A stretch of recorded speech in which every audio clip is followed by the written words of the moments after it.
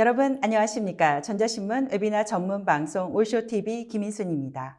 지난 2월 말 세계 최대 보안 행사인 RSA 컨퍼런스가 미국 샌프란시스코에서 열렸습니다. 매년 같은 기간 스페인 바르셀로나에서 열리는 MWC는 취소됐지만 RSA 컨퍼런스는 그대로 진행됐는데요.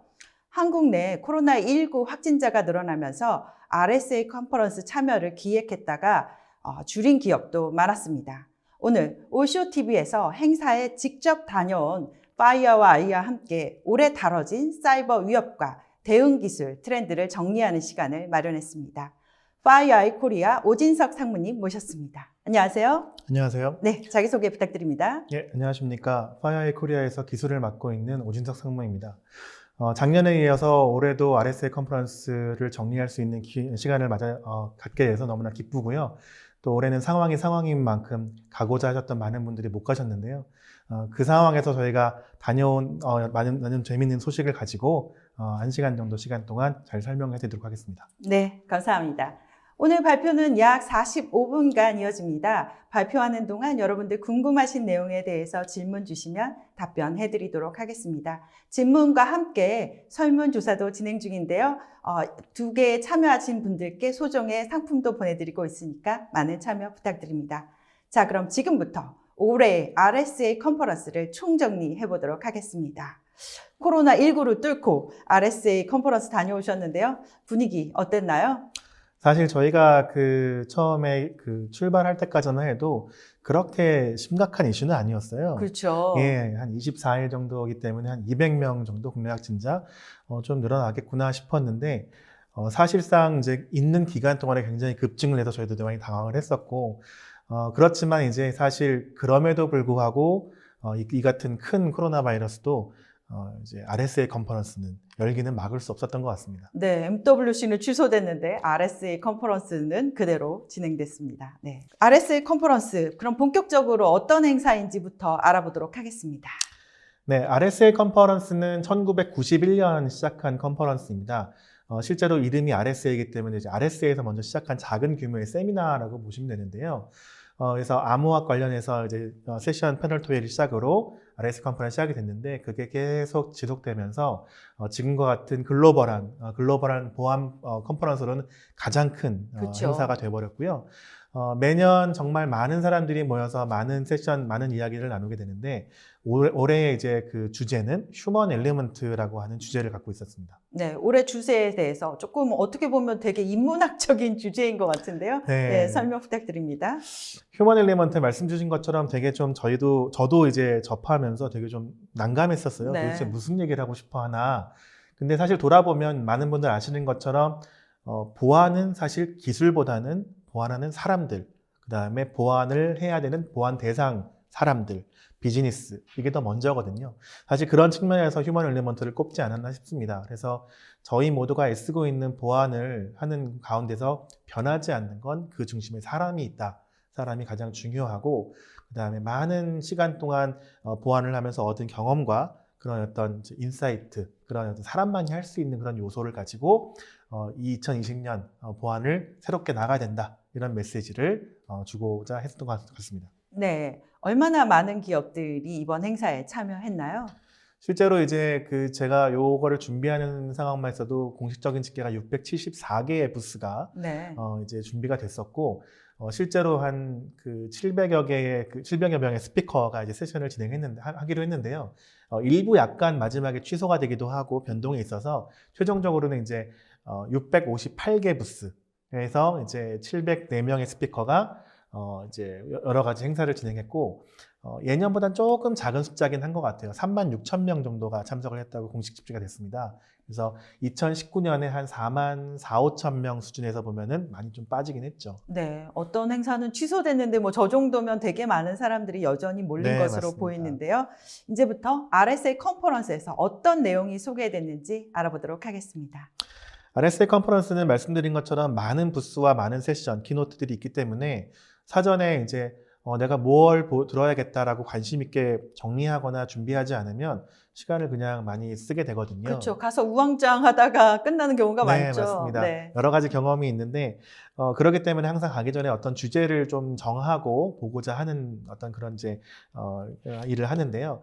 올해 같은 경우에도 여러 가지 기준으로 주제를 잡을 수 있을 텐데 행사 전에 RSA 컨퍼런스 측에서 2020년 트렌드 리포트를 발간을 했어요. 네. 그래서 트렌드 리포트에 많은 내용이 담고 있었고 그래서 10가지 키워드를 뽑아놓은 것이 있었습니다. 그래서 네.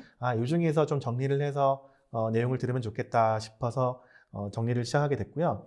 10가지의 내용을 좀 말씀을 드리면 휴먼 엘리먼트, 주제와 부합된 하나의 키워드고 네. 또 하나는 시큐어 프로덕트라고 해서 이제 클라우드 관련된 이제 얘기가 되겠죠. 오픈 소스를 가지고 많이 하는 프로덕트의 이야기, 또 IT 앤 OT 시큐리티, 그다음에 시큐어 엔지니어링, 프라이버시, 그다음에 트레드 인텔리전스, 프레임워크스, 그다음에 시큐리티 어웨어니스, 커뮤니케이션, 프로페셔널 디벨롭먼트까지 10가지 주제를 갖게 되었습니다. 네, 저 주제만 봐서는 뭐 보안의 모든 것을 다 얘기하고 있는 것 같은데요. 직접 다녀오셨으니까 저 중에 정말 중요했던 거 몇 가지만 꼽아 주시죠. 네, 사실 말씀 주신 것처럼 어느 하나 빠질 수 있는 영역이 아니고 어느 하나 중요하지 않은 영역이 없지만 이제 제가 좀 바라보는 관점에서 5가지로 좀 크게 정리를 해봤는데요. 첫 번째는 이제 컨퍼런스의 주제이기 때문에 휴먼 엘리먼트. 그다음 또 하나는 이제 빠질 수 없는 주제가 돼버린 보안의 큰 요소죠. 트레트 인텔리전스, 위협 정보에 대한 부분들. 그리고 우리 모두가 지금 현재 다 오늘 지금 듣고 계신 모든 분들이 다 고민하고 계시는 클라우드 보안에 대한 이야기, 클라우드 시큐리티. 그 다음에 IT 앤 OT 시큐리티, 서플라이 체인 이슈가 많이 있죠. 그래서 어떤 얘기가 하는지 궁금했고요. 마지막으로는 프레임워크스라 그래서 쉽게는 마이터 같은 프레임워크를 생각하시면 될 것 같은데요. 그런 프레임워크가 어떻게 활용되고 있는지를 한번 보고자 했습니다. 네, RSA 컨퍼런스 시작은 키노 스피치로 시작하잖아요. 네, 아침부터 열심히 줄을 서야 들을 수 있는데요. 첫 키노 어떤 내용이었나요? 네, RSA 키노트는 사실 듣고 나면 내가 이걸 왜 들었나 싶은 생각이 들기도 하는 게 키노트 중에 하나인데요. 그래도 참 간 만큼 첫날 화요일날 첫 세션이기 때문에 많이들 들으십니다. 첫 키노트는 잘 아시는 것처럼 RSA CEO인 로이 카이가 이제 항상 맡아서 하게 되는데요. 올해 첫 번째 키노트의 제목은 리얼리티 체크에서 스토리 오브 더 사이버 시큐리티라고 하는 제목을 했습니다. 그래서 첫 화면에 나오는 이제 그림은 없지만 불 피워놓고 둘러 앉아서 이야기하는 사람의 이야기로 시작을 해요. 네. 우리가 어딘가 캠핑 같은 데 갔을 때 둘러 앉아서 무용담도 얘기하고 이럴 때 어떤 이야기를 이제 우리가 보안화 입장에서 어떤 이야기를 이제 둘러 앉아서 할 것이냐 이런 얘기로 시작을 했습니다. 네. 그래서 휴먼 엘리먼트에 관한 부분들을 좀 풀어냈는데요. 실제로 이제 앞으로의 사이버 공격들은 다 예상하시는 것처럼 점점 더 심해질 거고 그 경우도 많이 다양해질 거고요. 그리고 우리가 보완해야 되는 영역들도 단순한 IT 인프라가 아니라 뭐 클라우드, IoT, 서플라이 체인 굉장히 방범위한 어떤 여러 가지 이야기들을 부분들, 영역들을 우리가 담당해야 되는 게 이제 보안의 어떤 숙명이죠. 근데 그런 측면에서 봤을 때 보안이 어떻게 성숙되고 있느냐? 지금까지 우리가 보안을 얘기할 때 지금 역시 현재도 마찬가지지만 보안은 어떠한 기술로, 보안은 새로운 기술로 하는 얘기를 많이 하게 되죠. 근데 이제 로이 카이가 하고자 하는 얘기는 그렇게 될수록 공격자와 보안팀만 싸움을 하고 있는 그렇죠. 이제 그런 어떤 양상으로 가게 된다. 그렇기 때문에 그거를 바꿀 필요가 있고 그걸 바꾸기 위해서는 어느 한 사람, 어느 한 팀의 영향이 아니라 조직 전체의 힘이 필요하다. 네. 그래서 사이버 보안의 사이버전은 더 이상 어떤 보안팀만의 이슈가 아니라 그 비즈니스를 같이 일구어가는 비즈니스 리더, 그 다음에 일반 사용자, IT팀, 보안팀 모두 다 협력을 해서 같이 함께 이제 공격자를 물리쳐야 된다. 네. 그리고 그 중심엔 그렇게 같이 함께일 수 있는 어떤 사람의 중요성 이런 부분들을 얘기하게 됐고요. 그러다 보니까 기존의 패러다임에서 뭔가 좀 일반적으로 보안을 당하더라도 그거를 빨리 회복할 수 있어야 된다. 예를 들면 우리가 랜섬웨어 공격을 받으면 그거를 이제 돈을 주고 비용을 지불하고 해결하려고도 하는 시도를 하잖아요. 네. 근데 그것보다는 그거를 당해서 피해를 보지만 빨리 모든 비즈니스 유닛들이 협업을 해서 그거를 이제 정상적인 업무를 할 수 있게끔 백업을 가져와서 빠르게 그렇죠. 복구하는 네. 그런 어떤 일들을 할 수 있는 준비를 다 같이 해야 된다. 이건 보안만의 일이 아니다. 네. 그 중심에 사람이 있어야 된다. 이러한 말씀 주신 것처럼 약간 철학적이면서도 심오한 내용들을 다루게 됐습니다. 네, 보안, 우리 지금 많은 방송을 보고 계시는 보안 담당자들이 정말 많은 직원들이나 아니면 윗분들에게 하고 싶었던 얘기 아닐까 싶은데요. 맞습니다. 네. 실제로 보안 담당자 하시는 분들 많이 공감하시겠지만 보안팀과 공격자의 싸움에서는 보안하는 사람들은 질 수밖에 없잖아요. 기술만 받아가 죽을 수도 있습니다. 네. 그렇기 때문에 그걸 함께 하기 위한 힘을 실어줄 필요가 있다는 아주 좋은 메시지인 것 같습니다. 네. 다음은 또 패널 토의도 또 RSA 컨퍼런스에서 재미있는 포인트잖아요. 패널은 오늘 무슨 얘기를 했나요? 패널 토의가 굉장히 많이 이루어지는데요. 사실 이 두 번째 제가 준비한 내용이 사실 패널 토의 중에 거의 탑 오브 탑이지 않을까 싶습니다. 네. 많이 아마 미디어를 통해서 많이 확인하셨겠지만 미국이 이제 화웨이, 중국에 있는 화웨이 장비에 대해 5G 장비에 대해서 이슈를 걸었고 거기에 대해서 굉장히 좀 많은 정치적인 일들도 많이 하게 됐는데요. 그 부분을 정확하게 주제를 가지고 왔어요. 네. 그래서 사실 이 제목을 봤을 때 좀 의심을 했습니다. 좀 뭐 엄한 얘기를 하지 않을까 네. 했었는데 오늘 이 패널 토의를 하기 위해서 나온 패널리스트를 딱 봤더니 정말 한판 큰 싸움이 벌어지겠구나. 그런 사람들을 정말 딱 데려왔다는 거네요, 패널에. 네, 맞습니다. 네. 4명의 패널이 있는데요. 그 중에 한 명이 이제 그 DoD, Department of Defense에서 기술 협력과 기술 인수를 담당하고 있는 담당자, 실제로 화웨이에 관련된 정책을 결정하는 사람이라고 보면 되고요. 네. 또 한 명은 화웨이, 미국 화웨이의, 그러니까 미국 오피스의 화웨이의 CSO가 나왔습니다. 네. 직접 담당자가 나왔군요. 네. 네. 서로 붙을 수밖에 없는 담당자가 나와서 토론을 한다는 것보다는 거의 이제 싸움에 가까운 디베이트. 네, 맞습니다. 그래서 초반에는 좀 나이스하게 젠틀하게 갔지만 결과적으로 마지막에는 막 이제 서로 하고 싶은 말을 많이 하게 됐는데요. 되게 재미있었던 패널 내용이었습니다. 우리나라에서는 거의 불가능한 네. 패널 토의 아니었까 제가 그런 볼 때도 스타일이. 네. 이제 이런 게 가능한 나라가 참 좋다라는 생각도 들 정도로 되게 자유로운 토론이 있었고요.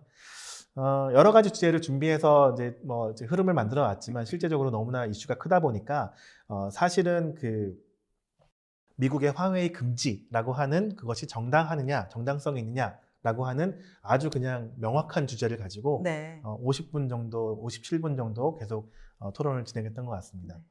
그래서 결론이 났나요? 결론은 절대 날 수 없고요. 네. 여러 가지 얘기가 나왔는데 이제 몇 가지만 말씀을 드리면 이제 화웨이 입장은 단호하죠. 화웨이가 미국의 회사가 아니라는 이유로 미국이 그거를 위험하다고 판단하는 건 옳지 않다라고 네. 하는 게 화웨이의 이제 이유이고요.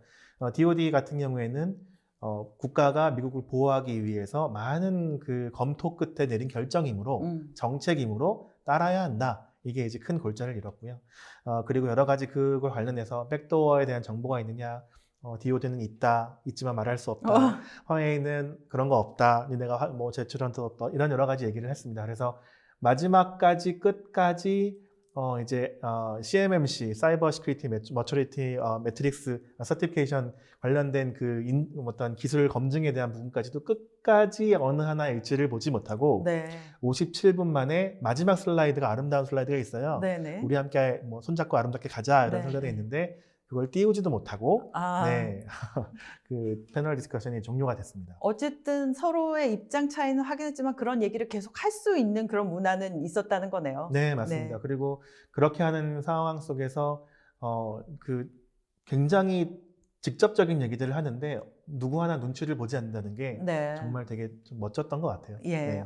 그런 문화를 또 체험 직접 하시고 오셨네요. 네. 또 매년 RSA 컨퍼런스에서 또 올해의 사이버 위협 정리해주는 코너도 있잖아요. 네. 올해의 사이버 위협은 어떤 것이 나왔나요? 네. 산스에서 발표를 하게 되는 이제 그 세션인데요. 키노트인데 5가지 가장 위험한 새로운 기술이라고 해서 발표를 하게 됐습니다. 산스의 모든 얘기들이 사실 저희가 다 피부로 느낄 만큼 있는 내용일 수도 있고 아닐 수도 있습니다. 산스라는 조직의 특성도 좀 있는데요. 기술적으로 봤을 때 첫 번째는 언급된 부분은 커맨드 앤 컨트롤 통신, 네. C2 통신이라고 하죠. C2 통신에 대한 부분들은 저희가 많이 알고 있어요. 콜백이라는 이름으로. 근데 그거의 다양성이 얼마나 많은지를 저희가 많이 느끼지는 못하고 있는데 산스가 정리를 해보니 굉장히 많은 내용들이 포괄되어 있고 공격자들이 그런 것들을 많이 이제 매트릭스화 해가지고 다양성을 더 만들어 나가고 있다. 그래서 거의 뭐 C2 통신과 공격에 대한 골든 에이지 이런 얘기 표현을 하기도 했습니다. 네. 그 두 번째로 나왔던 얘기는 리빙 오브 더 랜드라는 단어를 썼는데요. 우리말로 하자면은 자급자족의 삶 뭐 이런 얘기를 할 수 있는데 이건 비즈니스와 되게 관계가 있는 부분입니다. 비즈니스가 다 클라우드 기반, 사스 기반으로 넘어가다 보니까 예전 전통적인 방식의 어떤 이제 파일 기반 이런 것들이 굉장히 먹히지 않게 되겠죠. 그리고 비즈니스 유닛들도 그런 것들을 동작하기 위해서 스크립트 형태라든지 이런 코드 형태의 어떤 작업들을 많이 하는데요. 공격자 역시 똑같은 방식으로 그런 부분들을 진행하게 돼서 내가 공격에 필요한 모든 리소스와 자원들을 스스로 만들어내는 방식의 이제 그런 공격들이 진행이 되고 있고 네. 그런 부분들은 사실 제거하기도 참 힘들다 이런 얘기를 언급을 했습니다. 그리고 세 번째는 그 Deep Persistence라고 해가지고 이제 옛날로 치면은 땅바닥에 떨어진 USB를 두지 말아라. 이런 네, 얘기를 그런 많이 얘기 많이 했었죠. 했죠. 네. 네, USB를 꼽으면 뭐가 실행이 되거나 아니면 USB를 꼽는 순간 막 키보드 에뮬레이터 통해서 뭔가 스크립트를 짜거나 이런 일들이 있었는데 지금 최근에 발견된 것들은 USB가 아니라 그 모바일 케이블, 충전 케이블. 케이블이요? 네, 맞습니다. 아, 충전 케이블이 그 기능을 담당하고 있는 사례들이 있다고 합니다. 엄청나네요. 충전 케이블 안에 악성 프로그램을 심어놓은 거네요. 그렇죠. 케이블에 있는 작은 칩 안에 그런 코딩을 네. 시켜놔서 그걸 통해서 모바일 기기에 꼽는 순간 굉장히 더 간편하게 뭔가 이제 수행할 수 있는 방식들을 취하게 되고요. 그래서 예전보다 더 사실 요즘 USB 드라이브가 어디 떨어져 있으면 사실 좋지 않거든요. 그렇지만 케이블이 좀 좋은 게 있으면 그렇죠. 케이블은 또 네. 언제 어디서나 유용하게 쓸 수 있기 때문에. 탐 나거든요. 예, 역시 예. 공격자는 그 언제나 이렇게 되게 딱 공격할 수 있는 취약점을 정확하게 네, 알고 있는 것 같아요. 맞습니다. 네. 포인트를 잘 잡고 있는 것 같고요. 그래서 개인적으로 굉장히 조심해야 되고 이런 것들은 어떤 경각심을 가져야 될 필요가 있다 이런 얘기를 해줬었고요. 네. 그다음 또 하나의 세 번째 주제는 우리가 방금 얘기한 것처럼 케이블을 보면 주사되는 이유는 우리가 모바일 기기를 너무 사랑하거든요. 그렇죠. 항상 충전돼야 되거든요. 항상 모자라요. 그러니까 모바일 기기 안에 사실 너무나 많은 데이터가 들어가 있고 그 데이터에 거의 중독 수준으로 쓰고 있기 때문에 그렇죠. 그거는 개인의 입장으로 또 기업의 입장으로도 굉장히 취약한 포인트가 되는 거고요. 그리고 그거를 보호하기 위한 수단들을 또 일반 개인들이 많이 하지도 않아요. 잠금 장치도 안 하고 여러 가지 뭐 인증도 안 하고 이런 부분이 많이 있기 때문에 그런 부분들을 잘 해놔야 나를 보호할 수 있다. 그리고 투팩터 인증도 너무 신뢰할 수 없다. 굉장히 네. 우회 가능한 부분들이 많기 때문에 그런 부분들을 좀 소개했던 것 같습니다. 그리고 이제 마지막에 나온 부분은 우리가 이제 기업의 문화, 그 다음에 여러 가지 비즈니스 형태가 많이 산업군이 이제 산업혁명을 이루면서 그 소호 관련된 어떤 일들을 많이 하죠. 그렇죠. 그러니까 스몰 오피스, 홈 오피스 관련돼서 많은 디바이스를 사용합니다. 근데 그 디바이스가 자잘한 것들이 어딘가 중앙으로 컨트롤이 되거든요. 근데 그 컨트롤 포인트가 이를 당해서 뭔가 확산이 되는 위협이 확산이 되는 경우를 많이 경험을 했다고 합니다. 그래서 그런 얘기를 좀 기술적으로 많이 풀게 됐는데 우리가 어떤 기기를 살 때 서플라이 체인의 입장에서도 발표했고요. 기기를 사거나 뭔가를 운영할 때 그 플랫폼 자체의 신뢰도 안정성에 대해서도 한번쯤 고민해보고 기업 입장에서는 특히나 고민해볼 필요가 있는 것 같습니다. 네. 이번에 5가지 발표는 정말 신선하고 재미있는 것들이 많이 들어있는 네. 것 같아요. 네, 산스 특징상 사실 저거를 듣기가 참 힘든 것 되게 같아요. 기술적으로 발표하죠. 네, 말도 저도 엄청 들어봤어요. 빠르고요. 네네네. 그래서 어쨌든 나름 열심히 정리를 해봤습니다. 네. 다음 키노트는 어떤 내용이었는지 설명 부탁드립니다. 이번 키노트는 사실 클라우드에 관련된 내용으로 좀 정리가 되어 있어서 제가 정리를 해봤는데요. 이제 VM웨어에서 이제 그 사우스웨스트 에어라인과 함께 발표한 내용입니다. 네. 그래서 많이 아는 내용 중에 하나로 이제 우리 계속 말씀드린 것처럼 기업 환경이 변하고 있다. 클라우드에 관련된 부분들, 사스에 관련된 부분이 변하고 있어서 예전처럼만 보완할 수 없는 환경이 되었고 그 다음에 그 환경들이 앞으로 계속 변모할 것이다. 이제 이런 얘기를 하게 되고요. 그런 입장에서 이제 사우스웨스트 에어라인에서 어떻게 이 환경들을 극복해 나갔는지 변화를 네. 이런 부분들을 좀 얘기하게 됐는데 대부분 사실 조금 저희가 예상할 수 있는 범위 내에 있어요. 뭐 클라우드 관련된 어떤 서비스, 솔루션 이런 언급도 좀 있었고요.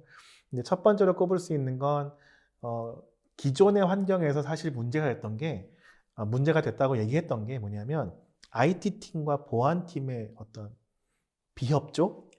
그게 미국도 똑같나요? 네, 저희 우리나라도 지금 사실 오늘 웨비나를 보고 계시는 많은 분들이 네, 그런 문제 겪고 계실 텐데. 네. 똑같다고 언급을 했고요. 실제로 77%의 CISO 모임에서 이제 그 임원 모임에서 그런 얘기가 나왔다고 합니다. 네. 이제 설문조사도 있는데 어쨌든 그런 것처럼 협업이 문제여서 보완이 안 되었다면 사실 그 상태로 클라우드 플랫폼으로 옮겨가는 건 사실 말이 안 되거든요. 네.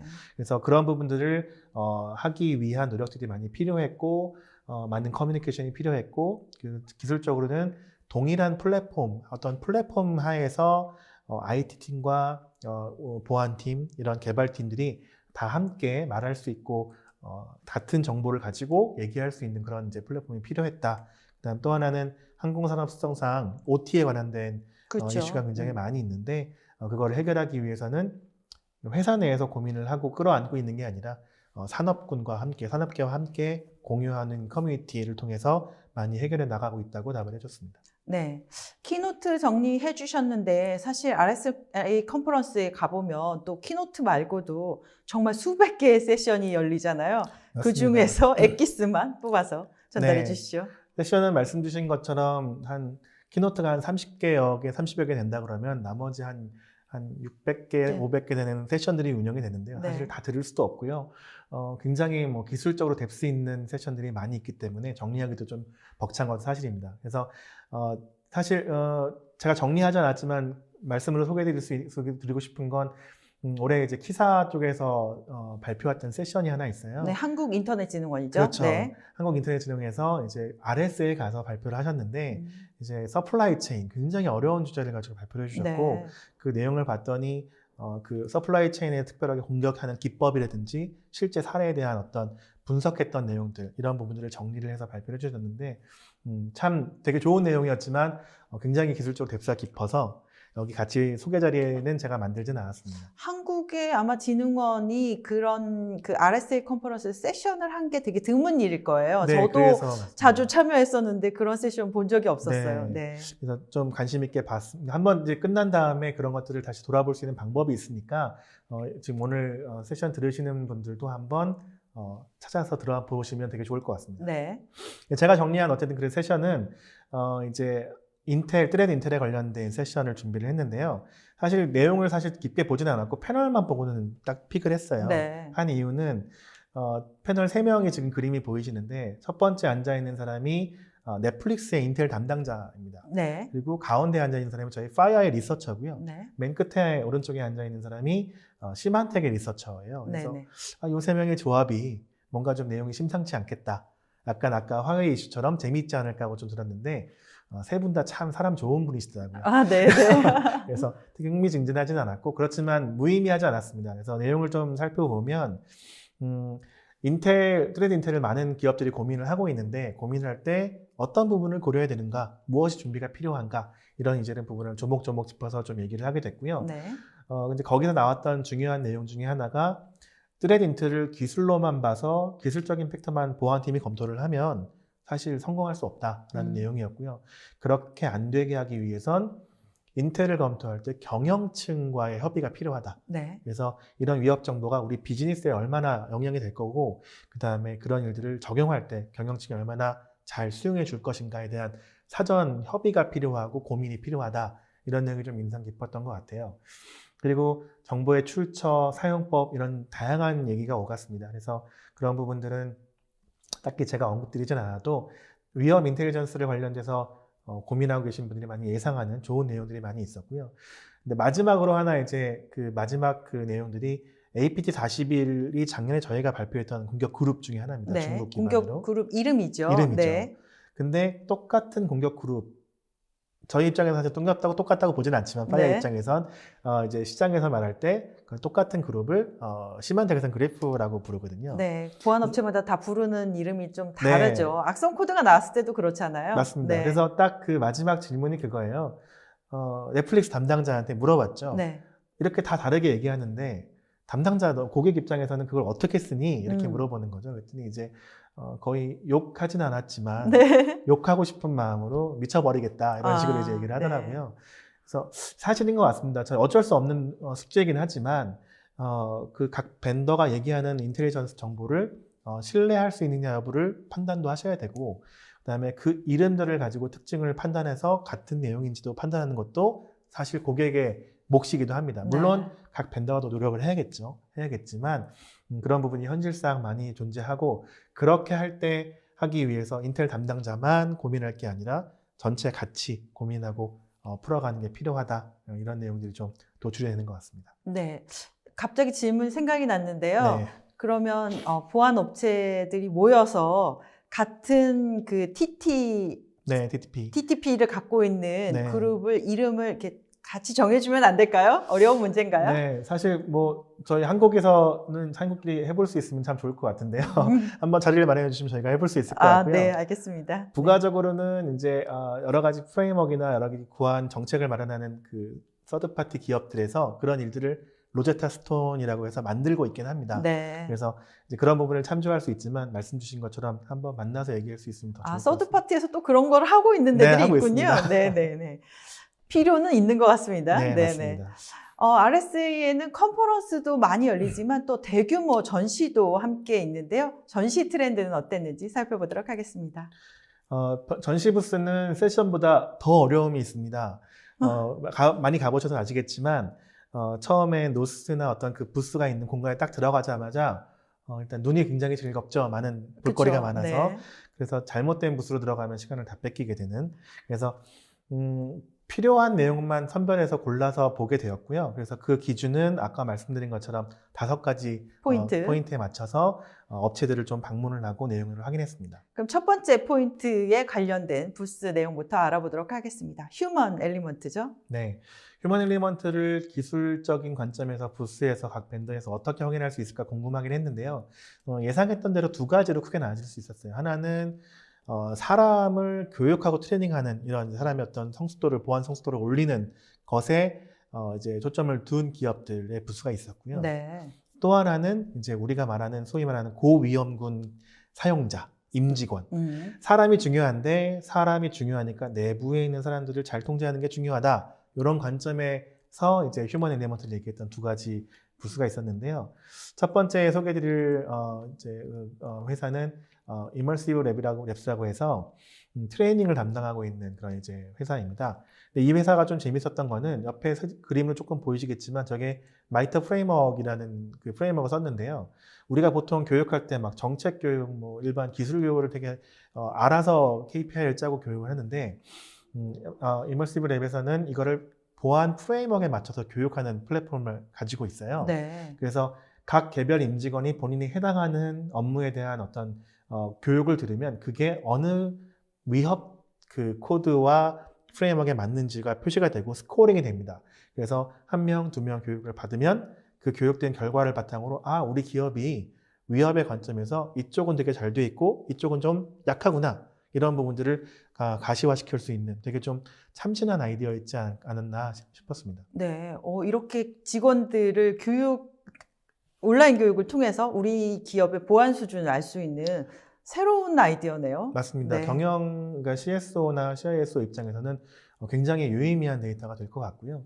그래서 그런 부분들을 단순하게 텍스트 기반이 아니라 핸즈온 기술적인 트레이닝도 할 수 있게끔 만들어놓은 재미있는 회사였습니다. 네.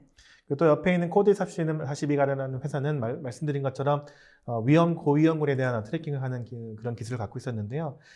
굉장히 잘 통제하고 잘 모니터링할 수 있는 그런 좋은 기술도 갖고 있었고 직원 입장에서는 저렇게까지 우리를 트래킹해야 되나 싶은 네. 내용이 보일 수 있을 만큼 자세한 내용을 포함하고 있었습니다. 어쨌든 정보에 대한 모니터링, 자산에 대한 관리 이런 측면에서는 굉장히 좀 유의미한 내용이었습니다. 파이어아이는 어떻게 했는지를 말씀을 잠깐 드리면, 파이어아이는 2개의 부분들에 대해서 조금 다른 어프로치가 있는 것 같습니다. 그냥 휴먼 엘리먼트, 사람에 대한 부분들을 좀 더 저희가 항상 말씀드리는 것처럼 전문성을 가지고 얘기를 하는데요. 맨디언트의 전문성 많이 말씀을 드렸습니다.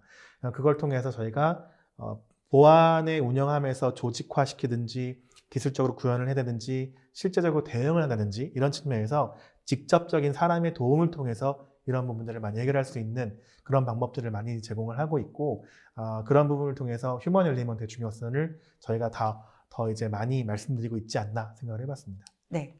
두 번째 키포인트였죠. 클라우드 시큐리티에서는 어떤 트렌드가 있었는지 알아보도록 하겠습니다. 지금 듣고 계신 많은 분들이 아마 클라우드 시큐리티 관련해서 어떻게 얘기를 하나 궁금해 하실 분들이 많으실 것 같아요. 현재 기업들이 많이 고민거리를 갖고 있는데요. 부스에 가보면, 이제, 요즘 어떤 게 보안의 트렌드구나 하고 이게 굉장히 많이 느껴지는데, 클라우드는 정말 많이, 사실 클라우드를 얘기하지 않는 부스도 없고요. 그 다음에 클라우드만 얘기하는 부스도 없습니다. 그러니까 클라우드는 이미 우리 인프라의 일부가 되어 있는 것처럼 생각이 되고요. 이제 그런 보안을 얘기하는데, 그런 여러 가지 내용들을 제가 좀 정리를 좀 해보려고 해봤더니 크게 세 가지로 나눌 수 있을 것 같아요. 첫 번째는 첫 번째 모든 보안 벤더, 클라우드 보안에서 하는 보안 벤더가 진행하는 내용 중에 하나가 클라우드에 대한 가시성 확보가 제일 큰 숙제인 것 같습니다. 그렇죠. 그래서 어떻게 우리가 사용하는 클라우드 비즈니스 유닛이나 어플리케이션이나 뭐 서버라든지 인스턴스라든지 그 내용들의 그 안에서 일어나고 있는 일이 어떤 일이 일어나고 있는지를 다 보고 싶다가 첫 번째고요. 본 상황에서 그 중에 우리가 원하지 않았던 행동이 무엇인지 정의하고 싶어 하는 그런 어떤 요구에 맞춰서 그거를 접근하기 위한 다양한 기술들이 나왔는데요. 첫 번째는 이제 일루미너라고 하는 회사는 제로 트러스트 관련된 이제 유명한 회사 중에 하나고요. 마이크로 세그멘테이션을 통해서 굉장히 비즈니스 사스 방식의 비즈니스 유닛에 대해서 세부적으로 설정을 하고 관리를 해서 실제로 사용자가 맺는 하나의 세션들, 하나의 요청들, 이 건들을 전부 다 트래킹할 수 있게끔 네. 만들어주는 솔루션이고요. 그 다음에 G스케일러 같은 경우는 많이 아시는 것처럼 클라우드 아이솔레이션 기반으로 오퍼레이션 통제도 하고 캐스비도 적용을 하고 뭐 권한 관리도 하고 이렇게 하는 이제 기술을 갖고 있는데요.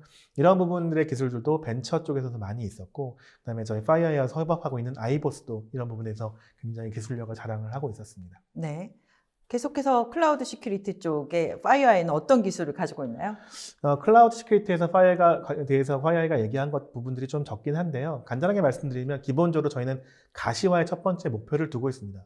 어떤 개별 기술로 보안을 탐지하기보다는 클라우드 내에서 일어나고 있는 것들을 최대한 한 플랫폼 안에서 기존의 인프라, 모바일 디바이스, 비즈니스 유닛 다 관계하지 않고 한꺼번에 모아서 어떠한 일이 우리 기업 내에서 일어나는지를 관리하고자 하는 가시성을 가지고 플랫폼화시킨 게 힐릭스라는 플랫폼이 클라우드에 대해서 대응을 할 수 있게 해주고요. 네.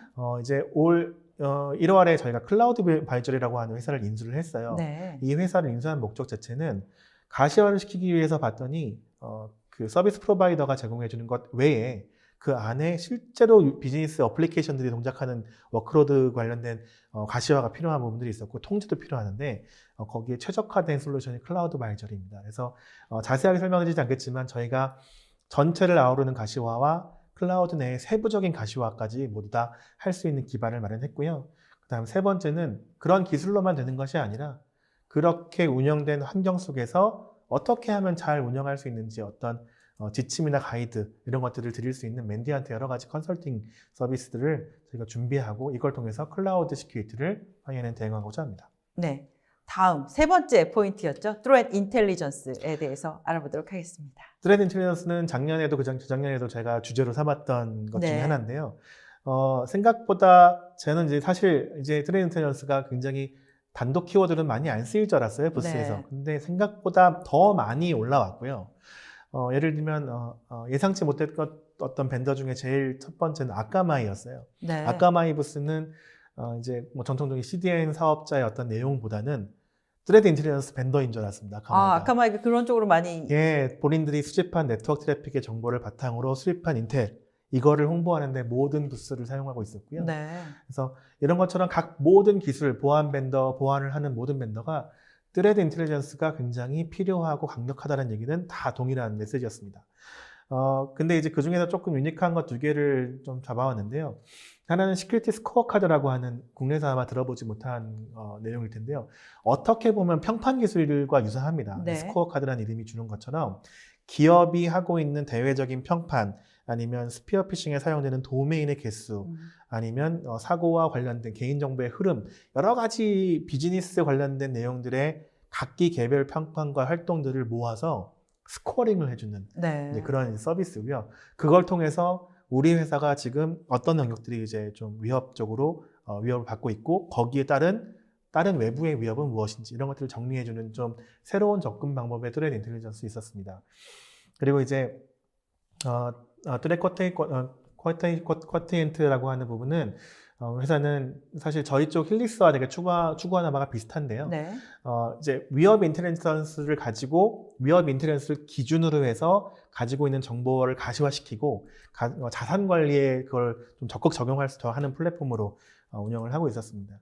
근데 이제 인텔이라고 말하는 기업들 우리가 제가 언급하지 않았던 많은 유명한 기업들도 많이 있어요. 그런 기업들도 트레이드 인텔리전스는 굉장히 많이 얘기하고 있는데요. 제가 조금 이제 재미있게 봤던 부분 중에 하나는 저희 파이어가 위협 인텔리전스를 가장 리더라고 맨날 얘기를 하고 있고 실제로 그렇게 평가를 받고 있는데 그 단편적인 예 중에 하나가 저희가 얘기하는 APT 그룹 네. 명칭입니다.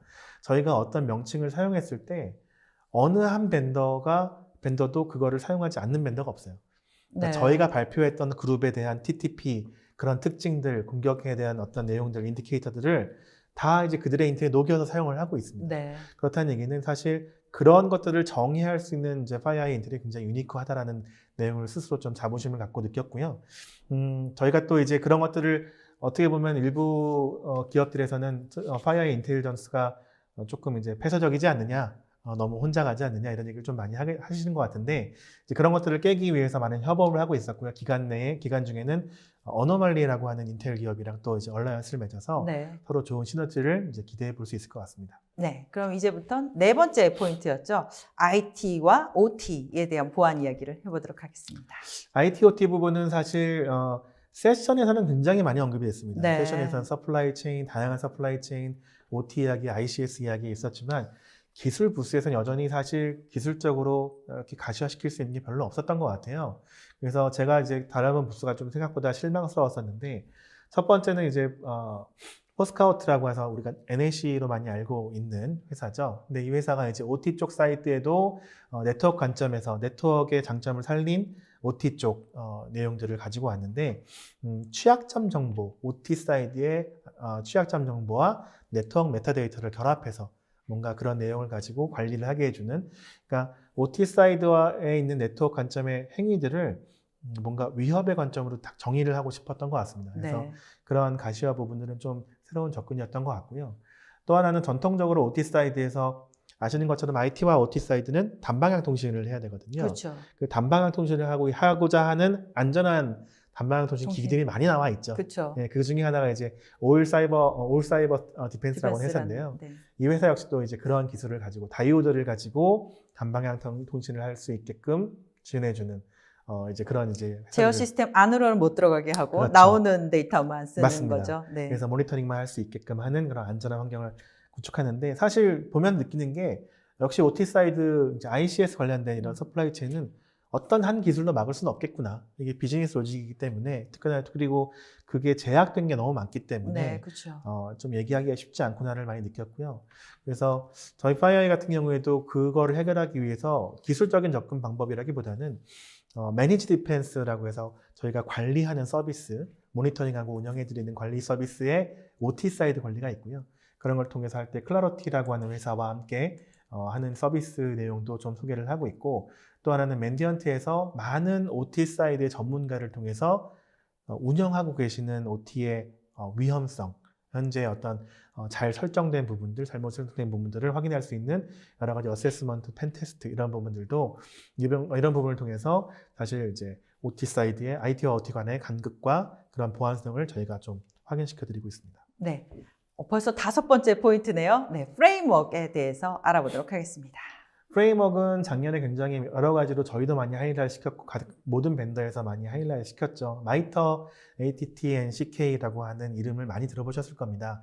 저희도 굉장히 많이 사용했는데요. 사실 마이터 프레임워크는 되게 오래된 프레임워크예요. 계속 발전을 해왔고 근데 이제 그 내용들이 정말 올곧게 열심히 정리를 해서 굉장히 정말 박수를 많이 쳐줘야 되는 이제 그런 내용인데요. 하나의 프레임워크 안에 어떠한 공격이라도 이제 어떠한 새로운 공격이 들어와도 이 공격이 어느 단계에 어떤 특징을 가지고 있구나고 딱 집어낼 수 있는 프레임워크예요. 그러니까 현존하는 모든 공격들을 도식화해서 딱 찍을 수 있게 만들어 놓은 프레임워크라고 볼 수 있거든요. 네. 그래서 이 프레임워크가 굉장히 많은 내용을 담고 있고 이 프레임워크 하나를 딱 클릭했을 때 예를 들면 스피어 피싱이다 그러면 스피어 피싱을 사용하는 공격 그룹이라든지 그 공격 그룹의 다양한 또 전략이라든지 기술적 특징이라든지를 다 정의하고 있습니다. 그래서 이런 부분들은 사실 저희가 보통 말할 때 TTP 정의하기가 굉장히 힘들다고 얘기하는데 그 부분들을 잘 녹여낸 그런 프레임워크이고요. 저희가 이제 RSA 그 컨퍼런스 세션과 별도로 저희가 개별 세션을 만든 게 있었는데 그때도 이제 마이터 쪽에서 와서 발표를 해줬는데요. 네. 업데이트를 잠깐 드리면 작년에 이제 클라우드 관련된 어택 프레임워크가 나왔고요. 네. 그다음에 올해 ICS에 대한 어택 프레임워크도 프레임이 공개를 네. 한다고 합니다. 막 이제 공개를 한 것 같아요. 네, 그래서 네. 내용을 확인 못했지만 그래서 이게 단순하게 인프라 용도가 아니라 클라우드 OT 사이드 전체 우리 모든 것들을 한 프레임 안에서 볼 수 있게끔 하는 좋은 툴이라고 생각을 하고요. 그래서 이 툴을 활용한 모든 벤더의 활동들이 많이 있었고 이제 여기 옆에 로고를 제가 적어 놓은 것처럼 뭐 제로노스라든지 스플렁크 우리가 알고 있는 많은 플랫폼들은 이 마이터 프레임워크에 정의한 코드들을 다 사용하고 있습니다. 네. 그래서 어느 하나 이벤트가 발생하면 이벤트는 어떤 공격 단계에 어떤 내용입니다. 쉽게 알 수 있게끔 정의하는 걸로 많이 활용을 하고 있었죠. 이 그 프레임워크라는 게 사실은 어떻게 보면 원론적인 문서이잖아요. 그렇죠. 근데 이거를 이렇게 현업에서 어떻게 사용할 수 있을까요? 지금 방송을 보시는 많은 보안 담당자들도 프레임워크라는 건 알겠는데 어떻게 사용해야 될지 잘 모르실 것 같아요. 일단 기본적으로는 이제 할 수 있는 부분 아주 쉬운 거는 프레임워크를 따라서 탐지된 이벤트가 어디에 매핑되는지를 매칭시켜 보면 제일 좋을 것 같아요. 네. 그래서 저희도 그렇게 FireEye도 하고 있는데요. 근데 그걸 좀 극대화할 수 있는 방안이 뭐가 있을까 저희도 고민을 많이 했던 것 같습니다. 그래서 제가 말씀드리고 싶었던 건 그 프레임워크를 가지고 우리 기업의 보안성을 확인할 수 있다 그러면 아까 교육에서 한번 말씀드린 것처럼 교육뿐만 아니라 실제 보안 솔루션들의 운영 형태가 얼마나 보안성을 유지하고 있느냐 이런 것들을 한번 얘기할 수 있으면 좋을 것 같았고 이제 그런 부분들을 저희 FireEye가 베로딘이라는 회사를 인수하면서 네. 맨디든 밸리데이션, 시큐리티 밸리데이션이라고 하는 영역으로 들어왔습니다. 그래서 저희가 가지고 인텔, 저희가 가지고 있는 여기 전문성 이걸 가지고 밸리데이션을 할 수 있는 기업의 보안 수준을 평가를 할 수 있는 그런 이제 플랫폼을 기술을 인수를 했고 그 통해서 이제 마이터 프레임워크 같은 프레임워크를 통해서 우리 보안 수를 좀 적나라하게 볼 수 있는 그런 서비스를 제공해 드릴 예정입니다. 네. 그럼 전시 부스의 FireEye는 어떤 기술과 서비스를 전시하셨나요? 제가 앞에서 여러 가지 말씀드린 것처럼 FireEye의 뭐 클라우드에 대한 힐릭스 플랫폼, 그 다음에 클라우드 바이저리, 그 다음 뭐 위협에 대한 위협 인텔리전스, 맨디안 서비스 이런 얘기를 많이 하게 됐고 이제 부스 내에서 이런 데모도 하고 진행을 많이 했습니다. 근데 그 중에 이제 하나 말씀을 좀 드리고 싶은 건 저희가 매년 발표하고 있는 M 트렌드 리포트라는 게 있죠. 네. 네, 그 부분을 저희가 또 기간 내에 발표를 했는데요. 그래서 M 트렌드 리포트를 이제 부스에서 설명을 좀 많이 해드렸는데 몇 가지 특징을 좀 뽑자면 첫 번째로는 저희가 매년 이제 그 듀얼 타임이라고 합니다. 그래서 공격 지속 시간이죠. 공격자가 들어와서 그다음 발견될 때까지 시간을 네. 얘기하는데 그 시간이 한 28% 정도 줄었어요. 엄청나게 줄었네요. 그렇죠. 28%면. 그럼 작년에 계속 좀 주는 추세로 있는데 여러 가지 의미가 있겠지만 어쨌든 줄고 있다는 건 첫 번째로 저희가 잘하고 있는 부분들이 있다는 것. 보안 담당자들이 잘하고 그렇죠. 있는 거죠. 여러분께 잘하고 빨리 계시기 발견하는 때문에 거죠. 네, 잘하고 또 기관들이나 여러 가지 외부 기관들도 더 열심히 좋은 정보를 가지고 활동하고 있다는 것. 하나. 또 하나 우리가 잘 아는 것처럼 랜섬웨어 때문에 그럴 수도 있다는 것. 네. 랜섬웨어는 감염이 되면 바로 인지가 되기 때문에 그렇죠. 지속 시간이 짧죠. 그렇죠. 그런 부분 때문에 아마 조금 줄지 않았을까 하는 생각을 해봅니다. 그리고 또 하나는 이제 공격의 모든 행위들이 아마 다 금전적인 부분들, 파이낸스를 목적으로 하는 공격으로 많이 변모하고 있고, M트렌드는 저희 맨디언트가 침해 사고를 한 결과만 가지고 정리를 하는 겁니다. 그렇죠. 그렇기 때문에 침해 사고를 해봤더니 많은 고객들이 클라우드 쪽으로 번져져 있는 것, 침해 현장이 번져져 있던 네. 경험을 많이 했다는 얘기를 좀 하게 됐고요. 또 하나 좀 특징적으로 말씀드리면 저희가 침해 사고 현장을 다녔던 그 기업군들의 산업군을 좀 살펴보면 다양한데 보통은 항상 금융 쪽이 항상 많아요. 네, 많습니다. 그렇죠. 근데 올해 같은 경우에 지금 보시면 파이낸셜 13%, 엔터테인먼트는 미디어가 13%라 나와 있어요. 많이 네. 이쪽이 왜 이렇게 많이 높아졌죠? 미디어가 네. 많이 올라온 건 좀 많이 이슈가 되는 부분인데 네. 아마도 뭐 여러 국가의 우리나라를 포함한 총선 대선 그런 정치적 이슈가 그렇죠. 있죠. 이슈가 있기 네. 때문에 미디어가 하이라이트 되는 부분이 있을 것 같고요. 또 하나는 이제 부장님처럼 되게 이제 유명한 저널리스트들은 큰 타겟이 되는 겁니다. 왜냐하면 많은 고객의 임원도 만나고요. 쉽게 진입 장벽이 낮기 때문에 부장님을 저희가 공격자가 보안 대상으로 취약점이군요. 한다면 제가 네네네. 이제 그런 의미도 포괄할 수 있을 것 같습니다. 실제로 그런 사례들이 있기 때문에 이런 통계치가 나왔던 거고 기자들한테 이상한 메일들이 많이 오곤 그러시죠. 네, 네. 하죠. 그런 사례들을 아마 M트렌드 리포트 세부적인 내용을 보면 좀 확인을 하실 수 있을 것 같습니다. 네. 이렇게 M트렌드 리포트까지 알아봤는데요. 지금 RSA 컨퍼런스 가면 사실 첫날 시작하기 전에 하는 프리 행사가 있어요. 가장 올해 유망한 보안 스타트업을 찾는 행사인데 올해는 어떤 기업이 선정됐나요? RSA 이노베이션 샌드박스 컨테스트라고 하죠. 네. 컨테스트인데 월요일 날 잠깐 설명드리면 10개 기업을 많은 기업 중 10개 기업을 딱 선별을 해서 한 기업당 3분 피치, 2분 Q&A. 정말 짧으네요. 네. 5분 만에 본인의 회사를 어필해야 되는 건 아주 굉장히 모든 CEO들이 이제 한창 힘들어하는 건데요. 그 이제 여러 가지 그 기업들이 다 이제 선정이 10개가 됐고 여기 10개 탑 10 안에 들어간 것만도 굉장히 유명한 회사죠. 이제 그 중에서 올해는 시큐리티 AI라고 하는 회사가 1위로 선정이 됐습니다. 네. 이 회사를 잠깐 소개를 드리면 우리가 이제 뭐 데브옵스, 데브섹옵스라고 하는 것처럼 프라이버시옵스라고 하는 영역의 선두주자라고 하는데요. 네. 그냥 내용을 보면 개인정보 관련된 부분인데 개인정보가 우리가 아는 것처럼 이제 단편적이지 않잖아요. 글로벌해지고 굉장히 비즈니스가 막 펼쳐져 있는 상황에서 어느 한 개인이 내 정보는 어디 있나요? 물어보면 알 수도 없고 그렇죠. 예전처럼 어느 한 DB 시스템이 있는 것도 아니고 모든 어플리케이션이 쉐어하고 있기 때문에 그러한 부분들을 빨리 가시화시키고 그걸 정리를 해야 GDPR이나 뭐 캘리포니아 CCPA 같은 그런 컴플라이언스도 만족시킬 수 있거든요. 그래서 그런 부분에서 좀 가시성과 유연성을 인정받은 그걸 또 AI 기반으로 구현을 했기 때문에 네. 이제 말로 물어보면 답을 딱 데이터를 표출해 주거든요. 네. 네, 그런 것들이 되게 크게 어필했을 약간 것 같은데요. 좀 팬시한 게 있었는데 네. 어쨌든 좋았던 것 같습니다. 그래서 그런 새로운 좀 측면이었던 것 같고 이래서 1위로 선정이 되었습니다. 네. 지금까지 RSA 컨퍼런스에 대해서 많이 알려주셨는데 이제 총 정리 부탁드립니다. RSA 컨퍼런스 처음 말씀드린 것처럼 난해한 주제라고 생각을 해서 어려움이 있었는데요. 생각해보니까 되게 좀 기본적인 얘기로 돌아가는 것 같습니다. 사람을 중심으로 보안이 운영이 되고 사람이 운영을 하고 있는 거고 사람 대 사람의 싸움이고 그 싸움을 하기 위해서 인텔 정보나 여러 가지 프레임워크, 플랫폼들은 당연히 필요할 수밖에 없고요.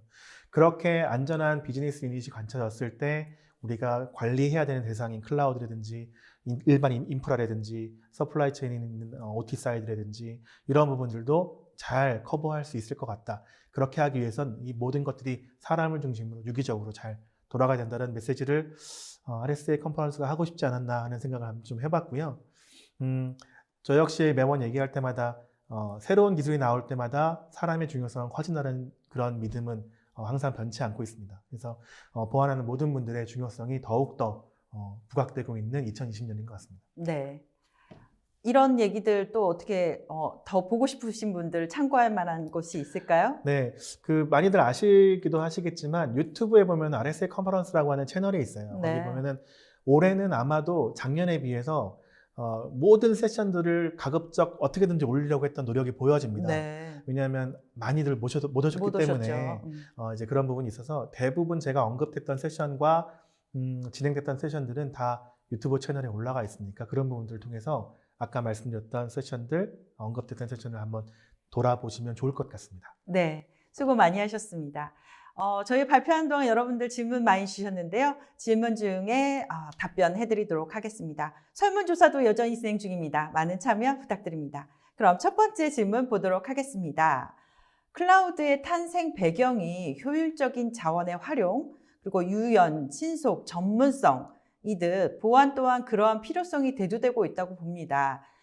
그렇기에 MSSP라는 서비스를 받기도 하는데요. 이번 RSA에서 파이어와이와 같이 글로벌 보안 기업들이 국내 MSSP 대비 차별화할 수 있는 서비스를 많이 발표했다고 하는데 이 차이점에 대해서 국내와 글로벌 기업의 차이점을 좀 설명해 주실 수 있을까요?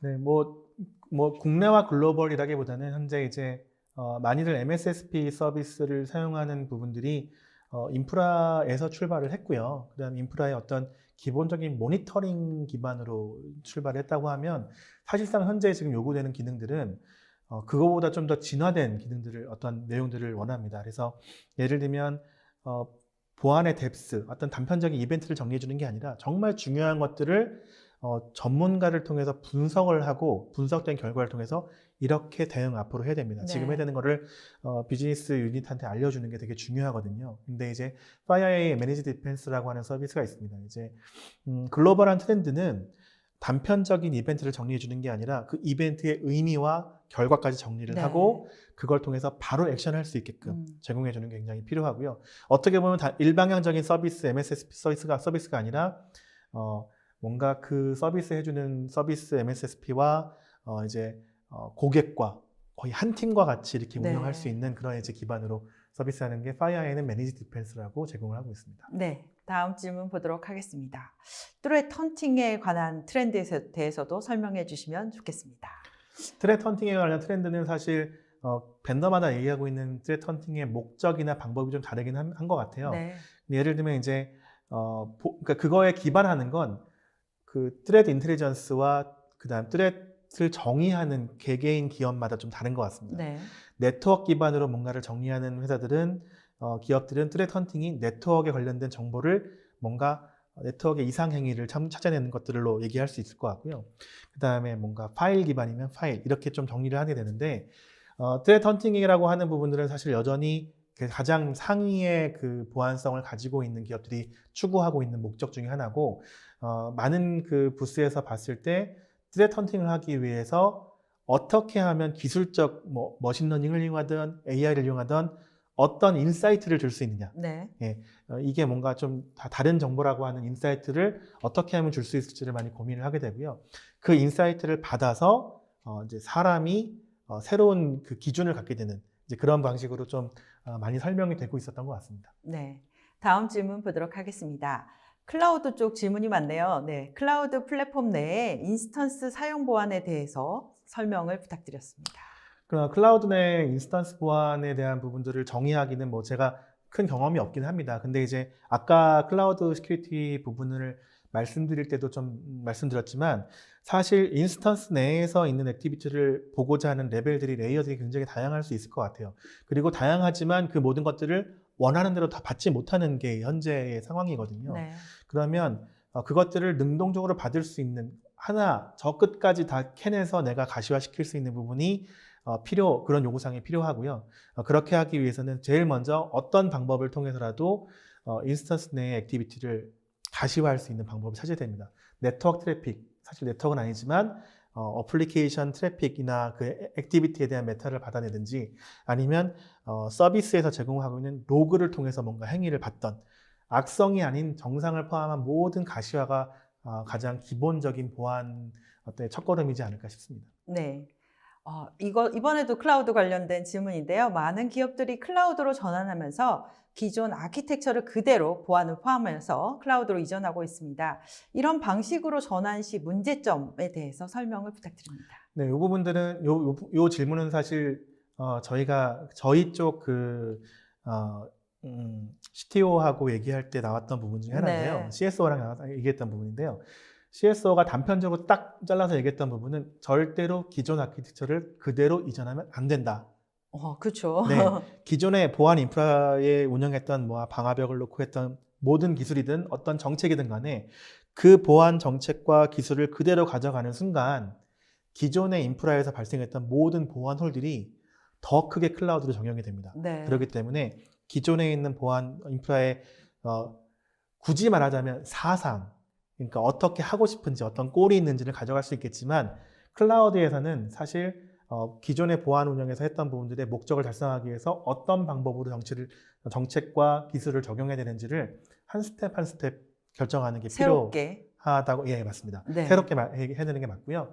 그다음에 그런 얘기는 이제 제 얘기가 아니라 이제 그 예전 작년에도 나왔던 얘기인데요. 산스에서도 똑같은 얘기를 했었어요. 네. 산스에서도 클라우드 보안을 하기 위해선 그 하나하나의 스텝들을 새롭게 재정의할 필요가 있다라고 얘기를 했었습니다. 근데 여태까지 많은 보안 담당자가 기존의 레거시 환경에서 보안을 하는 데 익숙했기 때문에 그렇습니다. 새로운 인프라로 갔을 때 거기서 어떻게 해야 될지 모르는 이런 상황들이 많이 발생하면서 저런 문제가 일어나고 있는 맞습니다. 것 같습니다. 네. 그렇기 때문에 더 지금 뭐 용어로 따지면 데브섹옵스 같은 네. 그런 개념들이 더 활발해져야 사실 클라우드에 더 적합한 보안 모델이나 기업에 적합한 모델이 나올 수 있지 않을까 생각합니다. 네, 다음 질문 보도록 하겠습니다. 이번 RSA 컨퍼런스 2020의 부스를 돌아보니 많은 유력 업체와 신생 업체들이 MDR에 주력하고 있음을 느꼈습니다. 이분은 다녀오신 분인데요. 네.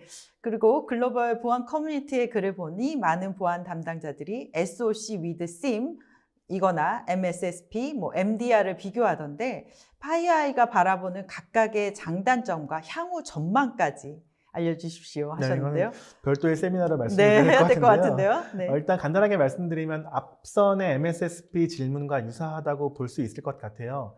FireEye도 역시나 마찬가지로 기존의 MSSP의 한계점들을 많이 얘기를 하고 있고요. 그래서 굳이 세 가지를 주신 거를 이제 좀 비교하자 그러면 SOC with SIEM이라고 하는 부분들은 앞서 말씀드린 것처럼 가시화시킬 수 있는 플랫폼을 기반으로 했을 때 SOC 팀의 일들이 굉장히 조금 더 성숙해지고 다이나믹해진다라고 말씀드릴 수 있을 것 같고요.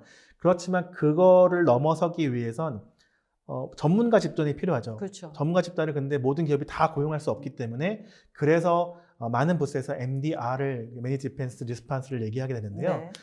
그 부분들을 하기 위해서는 사실 전문성이 얼마나 많은 기업들이 그걸 서비스해 주는지가 제일 중요할 것 같고 FireEye 같은 경우에는 사실 셋 중에 하나의 전망을 한다 그러면 Managed Defense Response를 굉장히 강조를 하고 있는 상황이고 그 부분들은 저희가 굉장히 큰 장점이 있다고 설명을 드리고 있습니다. 네. 네. 마지막 질문 드리도록 하겠습니다. 디지털 트랜스포메이션을 검토하거나 실행한 회사들은 퍼블릭 클라우드의 합리적인 비용 사용에 관심이 많습니다. 마찬가지로 클라우드에서 보안에 투자한 비용만큼 효과적으로 잘 사용하고 있는지를 주기적으로 평가하고 보완할 수 있는 프레임워크가 있을까요? 하고 질문 주셨는데요. 네, 일단 뭐 굉장히 좋은 질문이어서 네. 뭐 어려운 질문이기도 합니다. 근데 이제 지금 제가 주신 질문을 보고 딱 생각이 드는 건 세션에서 마지막에 설명을 드렸던 저희 밸리데이션을 가지고 얘기할 수 있을 것 같습니다. 그래서 인프라이든 클라우드든 간에 사실상 기업이 운영한 환경들이 얼마나 안전하고 그리고 내가 아까 말씀드린 건 새로운 정책들로 뭐 클라우드를 적용했다 하더라도 그것이 얼마나 잘 돌아가고 있는지는 어떤 주기적인 평가가 필요한데요. 첫 번째는 뭐 제일 쉽게 접근할 수 있는 뭐 펜테스트 개념이 되겠죠. 레드티밍 같은 펜테스트가 되겠지만 그거를 지속적으로 하기엔 좀 힘들기 때문에 그렇게 할 수 있는 플랫폼은 저희 파이어가 말씀드렸던 베로딘이라고 하는 이제 플랫폼, 밸리데이션 플랫폼을 말씀드릴 수 있을 것 같고요. 그런 부분들에 대한 좀 추가적인 내용들 궁금하신 부분 저희가 따로 설명을 드릴 수 있었으면 좋겠습니다. 네, 오상무님 오늘 수고 많이 하셨는데요. 소감 한 말씀 부탁드릴까요? 네, RSA를 다녀온 다음에 뭔가 그 마음이 되게 커서 항상 시간을 넘겨서 많이 발표를 하는 것 같아요. 올해도 여러분들이 많이 가고자 하셨으나 코로나 때문에 가지 못했기 때문에 더 열심히 보려고 노력했고요. 그 내용들을 잘 전달하기 노력했습니다. 그래서 부족한 부분도 있었지만 그런 부분들은 저희가 또 따로 만날 수 있는 기회를 통해서 저희가 지속적으로 제가 좀 설명드리고 저희가 파이어가 지원할 수 있도록 노력하도록 하겠습니다. 오늘 좋은 시간 기회 주셔서 너무 감사드립니다. 네, 감사합니다. 네, 지금까지 올해 RSA 컨퍼런스의 기술과 트렌드에 대해서 정리해 봤습니다. 오늘 오쇼TV는 여기까지입니다. 시청해 주신 여러분 감사합니다.